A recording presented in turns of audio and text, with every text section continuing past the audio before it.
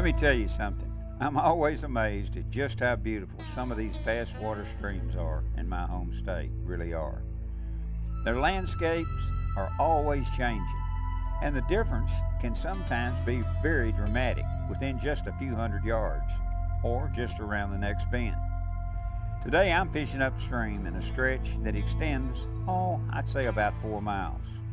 One moment, the water, it's shallow with grassy shorelines along a low bank, and the next, it's deeper with scenic high rock bluffs on one side and broken chunk rock banks on the other side. Now I'll tell you what you're going to find.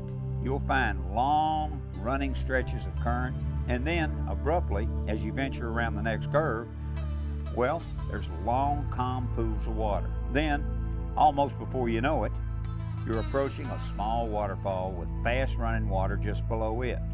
And along the way, wildlife always seems to be active and plentiful. But one thing you can be sure of, on Tennessee's many creeks, like the one I'm on today, old Mother Nature has made sure that the rewards are great, especially for an old country boy like me. You know, over the years, I've been mighty blessed to have had the opportunity to have fished many different places throughout the country. But of all the types I fished, the small creeks that meander their way through the hills and hollers of Middle Tennessee have to be some of my favorites, because these many waterways got me hooked on this tremendous sport we call fishing. You know, as a youngster growing up, I spent a lot of time doing everything you can imagine along a creek bank. Wading, swimming, catching snakes, frogs, turtles, skipping rocks, being mischievous, and trying to catch everything from sunfish to yellow cats. You know, I don't think there was anything I loved better. And you know, even today, I still love to relive these memorable moments and sneak away to revisit these very special little places. It's for sure a change of pace, and a change I hope you'll enjoy as you fish along with me today. Come on, buddy. Ooh, there's two of them right there with him. There was another smallmouth, about 2.5 pounds with that one. Bigger.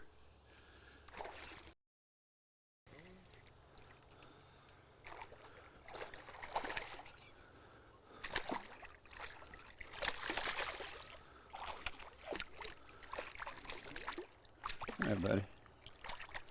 Easy. Whoa. Another key reason I enjoy these peaceful streams is very simple. They offer fishing almost 12 months of the year, and many have all three species of bass to catch: the largemouth, the smallmouth, and the Kentucky or spotted bass. In addition, it's a fun, safe, and inexpensive way to catch fish if you pay close attention to what you're doing. And what makes them so good is they have ideal habitat: gravel, rock, and sand bottoms, constant flowing water, shallow cover, and excellent water quality. Plus, they basically receive very little fishing pressure.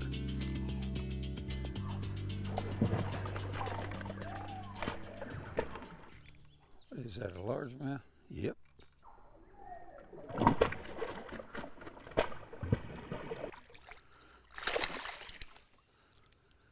There we go. See ya.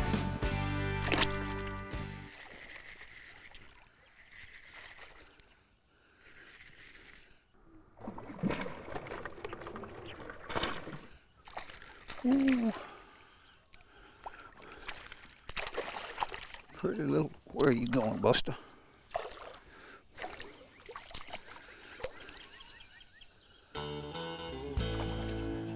Boy, that is so much fun. Get out in there. They ain't that big, but they are fun. Now, one of the toughest problems in fishing a creek is the current. It can and will have an effect on your presentation. And this is why it's very important to pay close attention to lure control and feel. The stronger the current, the more difficult this will be. For proper lure and line control, it's best to never cast downstream to your target. Try to cast either upstream or cross-stream for best success. This will make your offer appealing and more natural to the prevailing current, and will give the fish more time to react to your lure since they usually face upstream.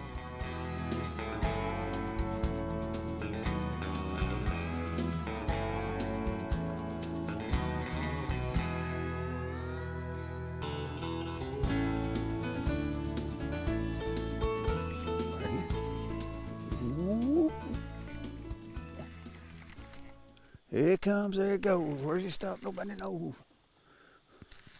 I see him there, little largemouth.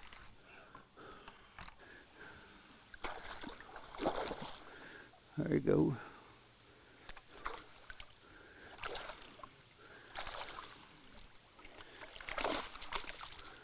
Hey man, how you doing?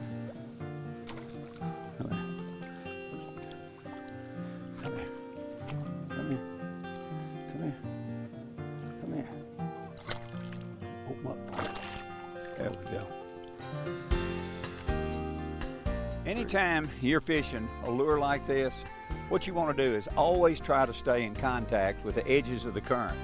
It's best to keep steady pressure on your line anytime you cast upstream. What the lure does, it's free to drop to the bottom and can be washed up under an object and you can get snagged. So by staying in contact with the bait, what this does, it helps eliminate those dreaded hang-ups. And using a bait with a weed guard, well, what that does, that also helps eliminate those hang-ups. It's always a good bet to use a bait or a jig with a weed guard. The creeks throughout this region have not only excellent water quality, but the predator-prey relationship is so well in balance. They're full of feed, and the predominant forage here is shiners, chubs, perch, and one really special is crawfish. And smallmouth here really love them. Uh-oh, got one on.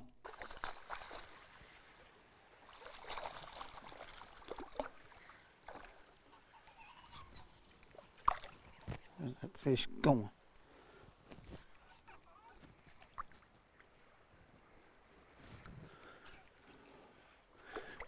Get out. Look at my legs.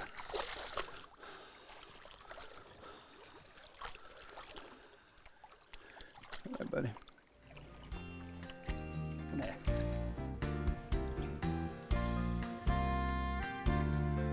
Okay. Open up. Open up.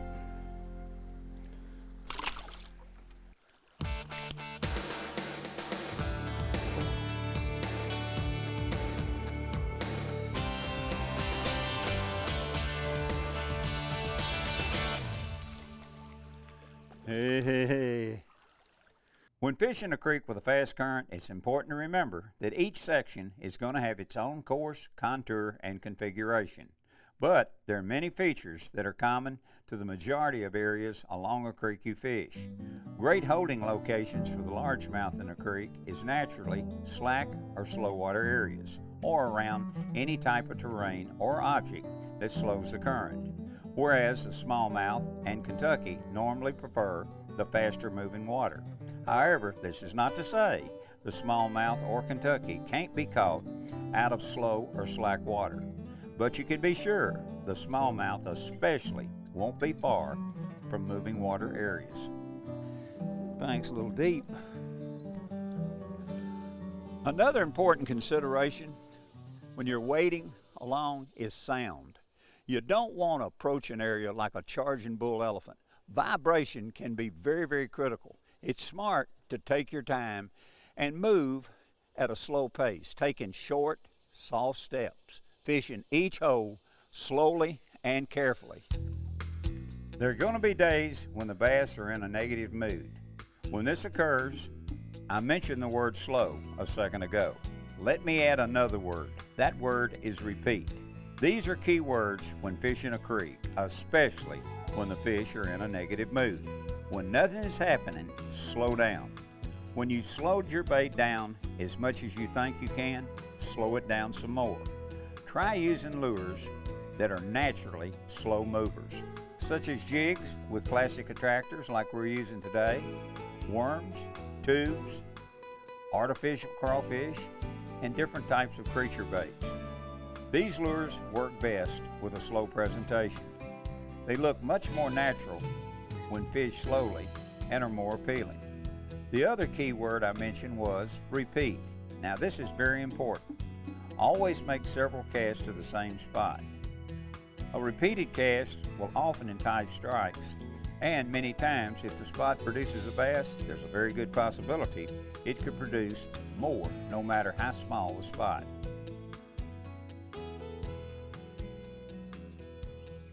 There he is. Ooh, that's a good one there. That's a better one. Hold him.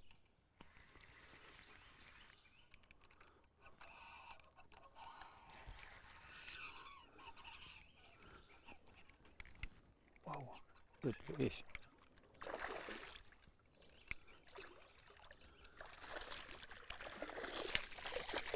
Whoa, Buster.